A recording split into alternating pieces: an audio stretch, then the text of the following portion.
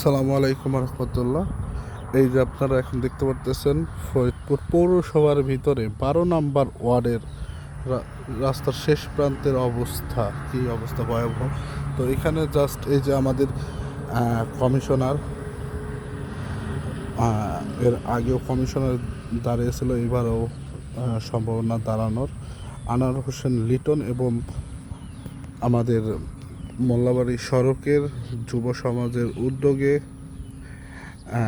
অনেকেই এই যে এই কাজগুলা করছে, এগুলা ইট ফেলাইছে। এখানে অনেক গর্ত ছিল, তো অনেকেই আছে যারা এই ভালো কাজের সাথে যুক্ত হয়েছে।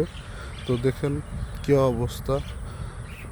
তো এই কাজটা যাদের করার কথা তারা দ্রুত এই পদক্ষেপটি নেবেন। দেখেন কত সুন্দর আমাদের রাস্তাটি, কিন্তু কী অবস্থা হয়ে গেছে। এই যে খুবই ভয়াবহ অবস্থা, এই যে হালকা বৃষ্টিতে পিছল খাওয়ার অবস্থা, এখানে দুর্ঘটনা ঘটার সম্ভাবনা থাকে।